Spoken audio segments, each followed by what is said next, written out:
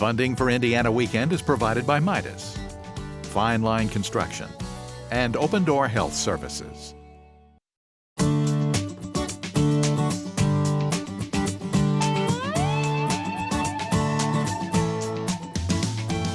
This is Indiana Weekend. Some of the most interesting people and places from around our region.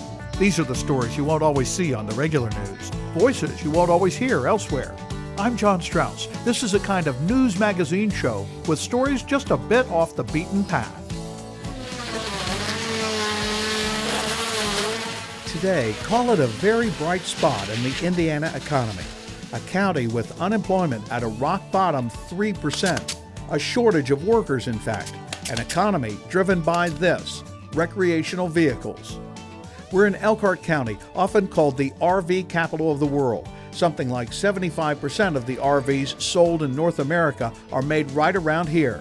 Many of them made on production lines like this, Keystone RV in Goshen, where Jeff Reynolds is president. 2017 is shaping up to be a banner year, a record year. And what's nice is obviously since 2008, 2009, it's been a steady increase. And back in 2008 and 2009, most of the folks that were coming around Elkhart County were doing pieces on unemployment. And we were kind of setting the pace and the record for the highest unemployment in the nation.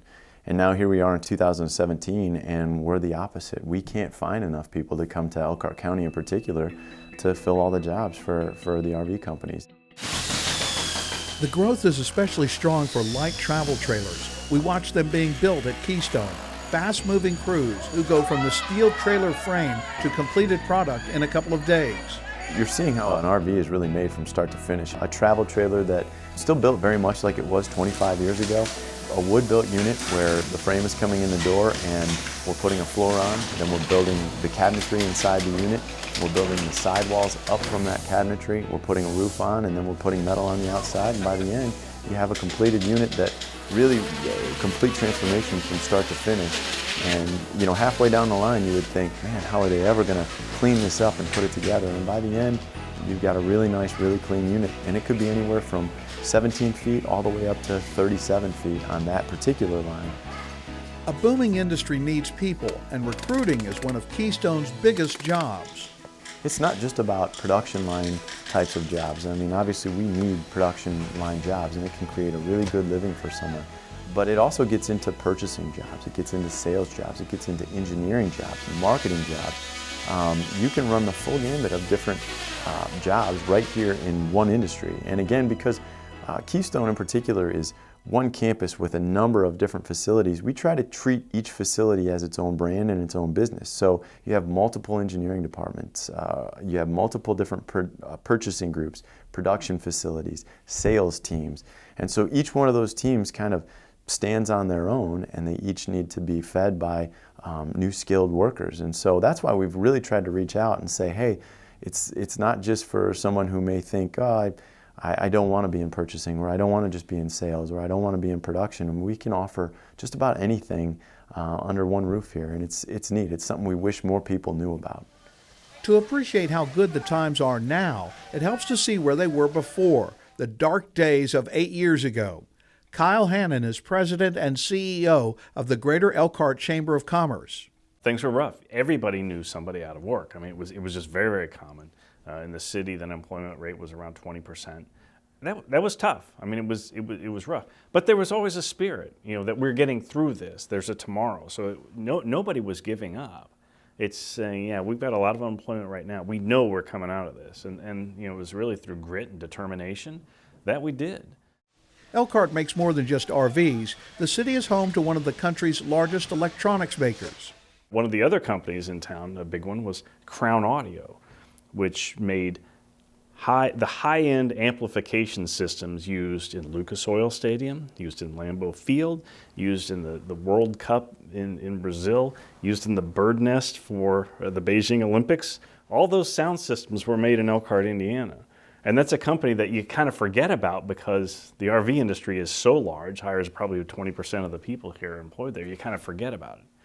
So when the economy for the RV industry was having such difficulty, that you started noticing the other companies in town a little bit, which is great. And I work pretty hard to bring up those other companies because now that the RV industry is so strong again, we still don't want to forget the diversity in this economy. We're very proud of it. Strong companies, growing demand. It's no surprise then what they need now. Right now, the first and the second and the third topic in all groups is jobs. Where do I find workers? Everybody is struggling for it, and it's really hard to do. And that branches out into society in a lot of ways. We, in 2013, the Chamber came out with this idea saying we need to attract talent to this community. We call it the 500 Families Vision. We need to attract 500 families of talented people to the community. And that was really just sort of a vision to share, and a lot of other people are capturing that. It's how do we attract talent here? The quest for workers is a really big deal. And they're not necessarily the high-end, high-skilled master's degree jobs. They just need people who know how to work, who know how to get things done, who can work as a team and produce them. That's probably the struggle that companies are facing right now is where do you get enough workers, because they're kind of competing with each other for the same pool of workers. And also, how do you implement efficiencies in your operations and your processes to be stronger. To meet the demand for labor, you need housing.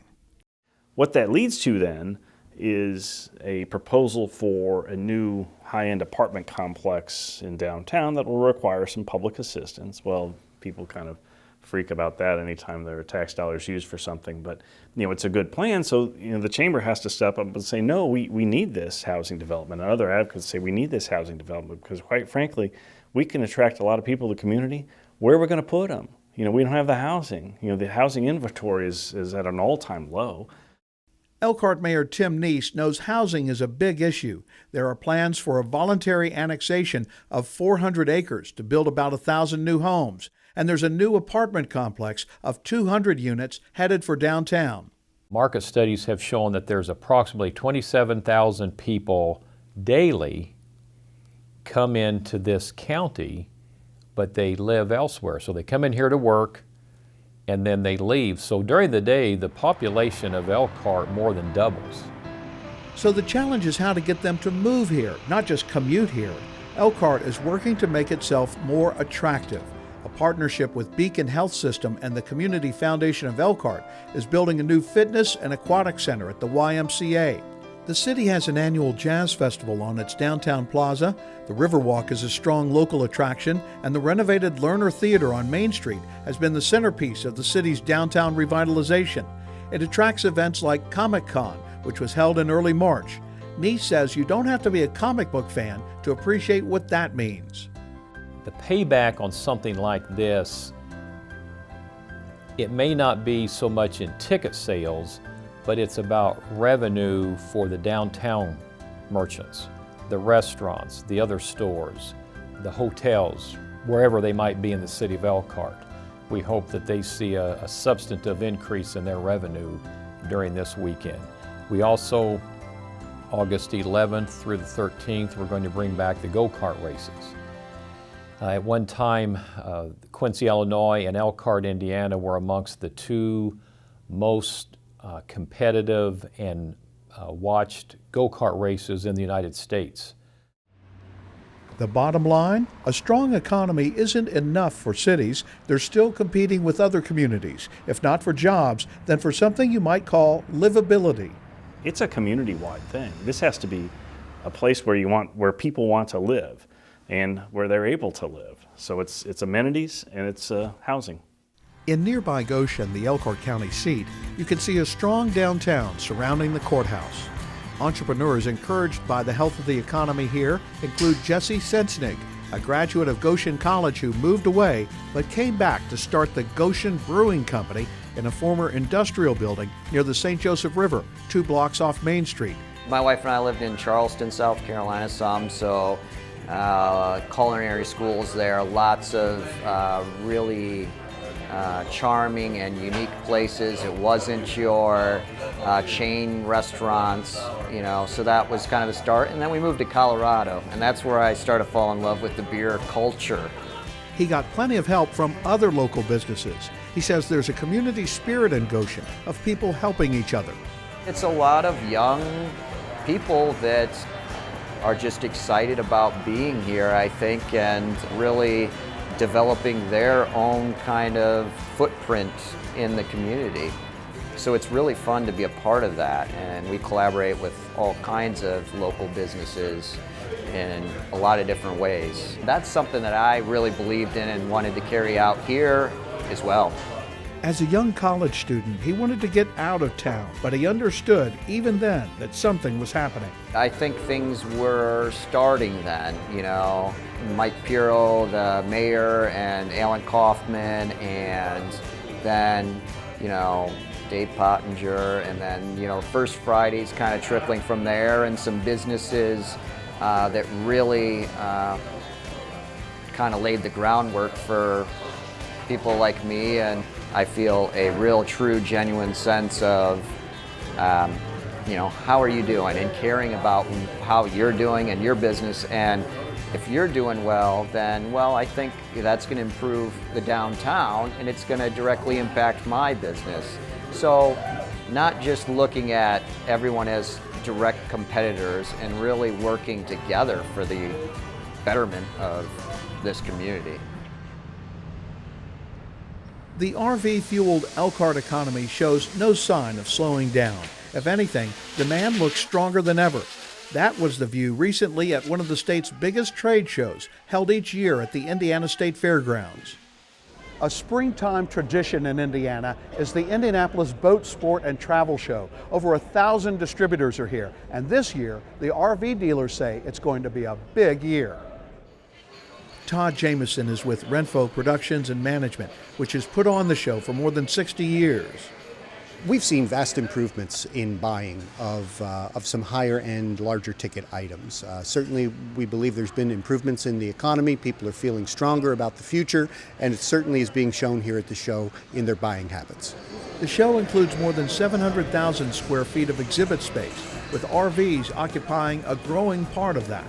There's just such wide diversity in the types and array of trailers and RVs and various units, from modern units to those that have been the traditional backbone of the RV industry to new cutting-edge technology. They're made lighter, more fuel efficient, easier for a person with just a family vehicle to tow it. Certainly they've made vast improvements, and the consumers are certainly benefiting by all those changes. Chris Anderson, salesman for Mount Comfort RV in Greenfield, said 2017 looks like a good year for smaller, towable RVs. It seems like every show we watch on TV is big on tiny homes, tiny houses, you know, that type of thing seems to be hot. So we're focusing a little bit more on that this year and bringing in some more smaller, lighter products. Also, everybody likes to be as fuel economic as we can possibly be. Well, your more fuel economic vehicles don't have quite the towing ability that a big pickup truck has. So with that in mind, we're trying to do more things that are smaller, lighter, easier to tow, both from a popularity standpoint and from a necessity standpoint, that today's vehicles may not tow as much as like I said, your big pickup trucks did. There are always new things in style. This year's big hit was a retro-style RV. They modeled the outside off of a 1960 Holiday House travel trailer. If you Google that, because I had to Google it, that's before my time. I wasn't selling them in 1960. But on the outside, it's a dead ringer for it, and it looks really, really sharp. And then you go inside, and you're expecting something kind of old, and it's totally the opposite. It's very modern inside, and it makes it kind of an eclectic piece. It's been very popular. We have salespeople from other dealerships are coming over to see what we have over here, because it's unlike anything else in the show. People in the industry talk about a growth in younger buyers, but Anderson says the baby boomers in their 50s and 60s are really showing up at dealerships. Those of us who have been in the industry for a while, we've been waiting on these boomers to get there and retire and use their 401k money for something sensible like a motorhome or a travel trailer or a fifth wheel. So that's why this is a good time for us, and we've known this was coming for a long time. You know, people started many years ago planning their retirements a little better. Knowing that Social Security was going to be a question mark, and so most of the baby boomers have planned a lot better, and now their homes are paid off in a lot of cases. They have some discretionary income that they can use for something else and go have fun. And instead of sitting around the house and retiring like maybe their grandparents did, they can go. They can go see everything they ever want to see in the United States. At the other end of the demographic scale, they're seeing younger buyers than before who are choosing the big motorhomes. When I got into the industry, that was kind of a 65 and up club, the high-end motorized. Well, now we've got motorhomes that are coming out much more family friendly. I mean, a lot of those motorhomes, they only really were built for 2 people in mind. You know, they didn't have sleeping for 10 people. Now motorhomes are sleeping 8 and 10 people with bunk beds and drop-down beds, and that's definitely a trend for us because the demographic, the manufacturers are responding to the demographic coming down. And we're seeing people in their 40s, sometimes in their 30s, getting into RVing at a much younger age, and even into some high-end stuff. People looking for $300,000 and $400,000 motorhomes with bunk beds in them. That product didn't exist 5 years ago. Now it does. I'm older. It's just my wife and I. What I like about this is you have the room in the front if you have company or guests. The wife wants to come to bed, she can come back here, shut the door, be perfectly quiet by herself while you still got the front. If you by chance have an overnight guest, the front makes into a bed. But it's pretty much her and I most of the time. We're not into the party wagons or the party barges per se. The size of this is nice, I think, for the wife and I.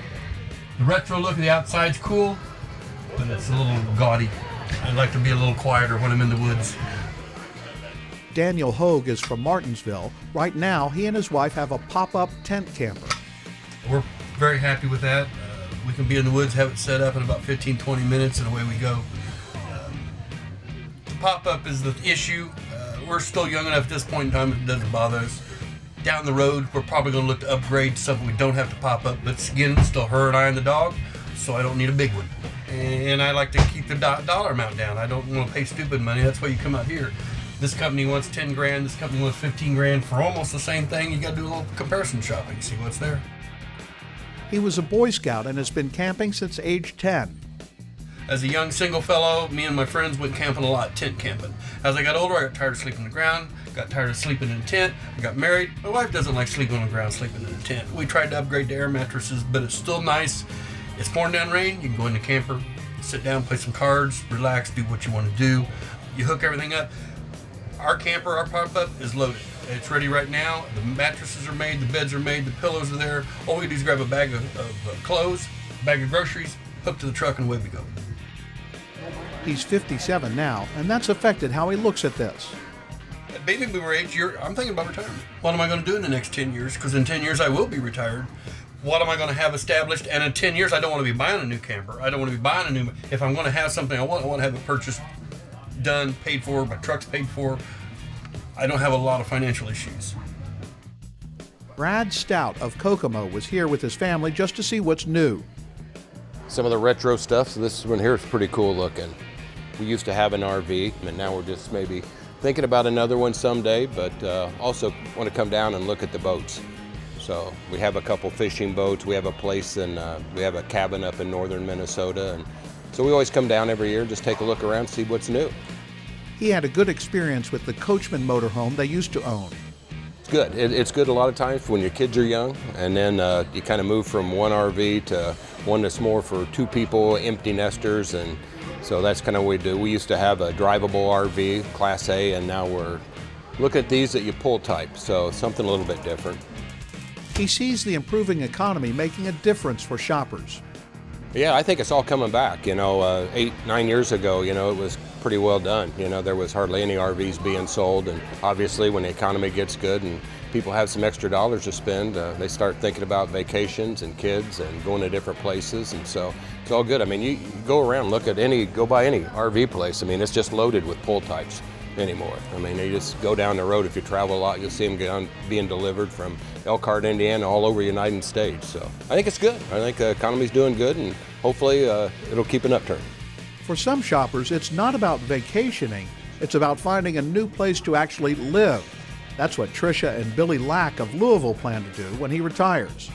They liked the retro look, but wanted something different. It's a lot smaller than what we're looking for, but it was just kind of neat looking with the front, the way the windows and everything were. We wanted to kind of do a quick peek and see what it looked like, just out of curiosity. They're actually looking for a fifth wheel, a larger, heavier unit that requires a special towing hitch. There's a ton to shop for, and there's a lot of different brands. A lot of the brands, some of them are less expensive made, we'll say. I don't want to say cheaper necessarily, but the quality of the trailers are a lot different. We've been researching for, 5 years now, and we want a full-size fridge. It has to have a living area we want it to feel like a home. We're going to live in it probably 90% of the time, so we want it to feel like a home, not crowded like this. We want a little bit of space, probably a 35-footer. You're really going to live in it. Mm-hmm. I call it, we're going to be nomads. Nomads. We're going to just go where we want, stay for however long we want, and decide from there where we're going to go. We're going to have a little business that we work out of the home and everything. So it's That's a dream for a lot of people. Mm-hmm. Tell me how you discuss that. You guys are both on board? Did you have to talk him into it, or? No, he talked me into it. I think it'd be fun just to be able to go where you want, when you want, for however long you want. It's not, it's our life. We're going to live it the way we want. Billy is an auto worker getting ready to retire in 3 years. When you get down to retirement, you got to sit there and think about what you want to really do and stuff. And traveling was part of what we planned on. With me being within 3 years of retirement and stuff, that I just thought, let's travel, do what we want to do for ourselves, and spend out the rest of our lives like a lot of people want to do. What's it cost to get into this kind of thing? Whatever you want to pay. Yeah. I mean, that's basically what you want to put into it. You can do probably as low as $75,000 and go as high as $2 million. Well, fortunately, you guys you're at the $2 million end, or? Yeah. Oh yeah. Right here in my purse. As both the companies and the customers will tell you, RVs are a way of life. There's even an RV Hall of Fame and museum in Elkhart, with displays tracing the history of these products and celebrating the RV lifestyle. Sherman Goldenberg is publisher of RV Business, which covers the industry. He says shipments of RVs are at a 40-year high, led by the less expensive trailers. Travel trailers are now 65% of national shipments. That's an all-time high. What that says is America is discovering an affordable outlet to outdoor recreation because travel trailers are the least expensive. So you got the least expensive growing the most. And guys are telling us from companies at shows in Dallas, in Seattle, in Tampa, that they're seeing an unbelievable wave of people with strollers, young people. Yes, it's still the boomers. Yes, it's still the Gen Xers. It is. But there's a wave of new buyers. These are good times on the lots and at the shows, but people in the industry have long memories. They don't forget what happened during the last downturn. Good news makes me nervous. A lot of guys in this town, good news makes us nervous because you don't know what's around the corner. It's a cyclical industry. It's a cyclical economy. Every 7 years, they say, is the basic cycle for a recession, and we've now exceeded one. And so I don't think you see a lot of guys being over the top about all this the way they might have 20 years ago. Everybody's kind of guarded, just keeping their heads down. At Keystone, which makes the trailers that are in the fastest growing segment of the market, they may not be keeping their heads down exactly, but they're careful not to be overconfident either. We still have it printed on the wall. We all work for the customer. And one of the things that we never take for granted is at the end of the day, we've got to listen to what customers want.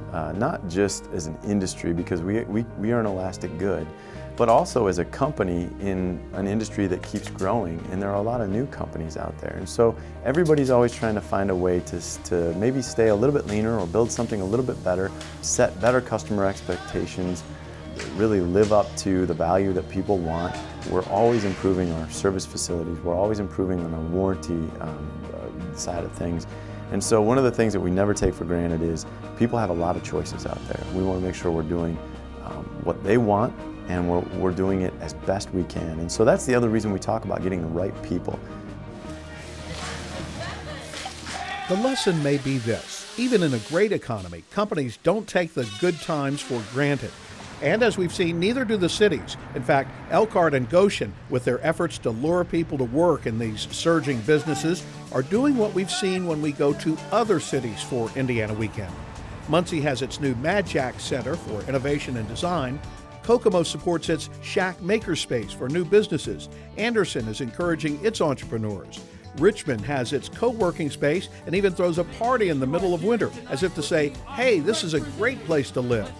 That's what they're all shooting for, really, redefining themselves after decades of people moving to the suburbs. Cities as interesting, busy places where people want to be. That's our show for today. Thanks for being part of it with us. Hope you'll join us next time as we find more stories off the beaten path on Indiana Weekend.